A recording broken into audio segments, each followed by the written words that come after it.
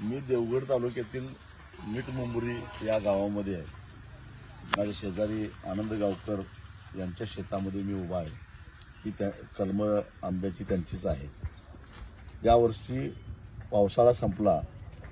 डिसेंबरमध्ये देवगड तालुक्यातच नव्हे तर संपूर्ण कोकणात प्रत्येक आंब्याच्या कलमाला प्रचंड असा मोहर आला. मोहर आल्यानंतर शेतकरी सुखावले. वर्षापेक्षा चांगला मोहर आलेला होता. त्यामुळे आंब्याचं पीक चांगलं येणार ही स्वप्न रंगवत शेतकऱ्यांनी अगदी तळहाताच्या फोडाप्रमाणे या सगळ्या कल्पना जपायला सुरुवात केली, फवारणी केल्या. परंतु नंतर वातावरणामध्ये काय बदल झाला हे ना शेतकऱ्यांना कळालं ना त्यांना औषधं पुरवणाऱ्या औषध कंपन्यांना कळालं. 4-4, 5-5 फवारण्या करून सुद्धा आपण बघतोय की या आंब्याच्या कलमापैकी एकाही झाडाला कुठं आंबा लागलेला दिसत नाही. मोहर तर सगळा गळून गेलेला आहे. म्हणजे 1% तरी उत्पादन निघेल का नाही अशी परिस्थिती. आंबाच मला अजून दिसलेला नाही. मी 1 तास झाला शोधतोय, एकही आंबा मला झाडाला दिसलेला नाही अशी परिस्थिती दिसते. आणि या ठिकाणी जर बघितलं तुम्ही तर काळी बुरशी सगळी तुडतुडा याच्यामुळे आलेला आहे. एवढंच नव्हे तर खाली जमिनीवर सुद्धा सगळे बुरशी पडले, काळी जमीन काळी झालेली आहे. आणि हे औषधाने झालं की हा नेमकं कशामुळे झालंय? पण हा एका शेतकऱ्याचा प्रश्न आहे.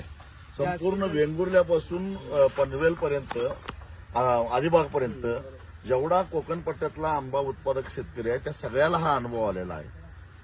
ना कोकण कृषी विद्यापीठानं याच्याकडे लक्ष दिलं ना सरकारनं लक्ष दिलं. खरं तर अतिवृष्टी झाली, शेतकऱ्यांचं मोठ्या प्रमाणामध्ये नुकसान झालं. त्याच्यासाठी आम्ही अनेक आंदोलनं केली, मोर्चे काढले, पण कोकणातल्या शेतकऱ्याकडे कुणाचं लक्षच नाही.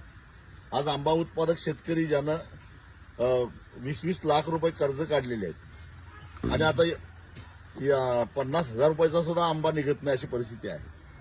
या अशा शेतकऱ्यांनी करायचं काय? आता वर्ष काढायचं कसं? खर्च तर करून झाला परंतु उत्पन्न शून्य अशी अवस्था आज आंबा उत्पादकांची झालेली आहे. सरकार मात्र गांभीर्यानं याकडे बघायला तयार नाही.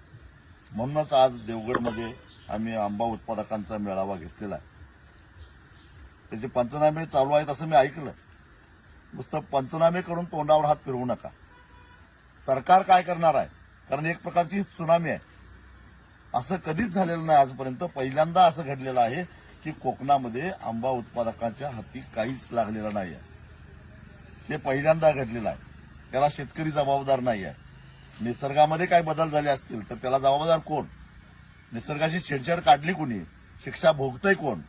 याही प्रश्नाचं उत्तर कोकणातला शेतकरी मागतोय आणि ते उत्तर द्यायची जबाबदारी राज्यकर्त्यांची आहे. आता मात्र कोकणातला शेतकरी गप्प बसणार नाही एवढाच मी इशारा देतो.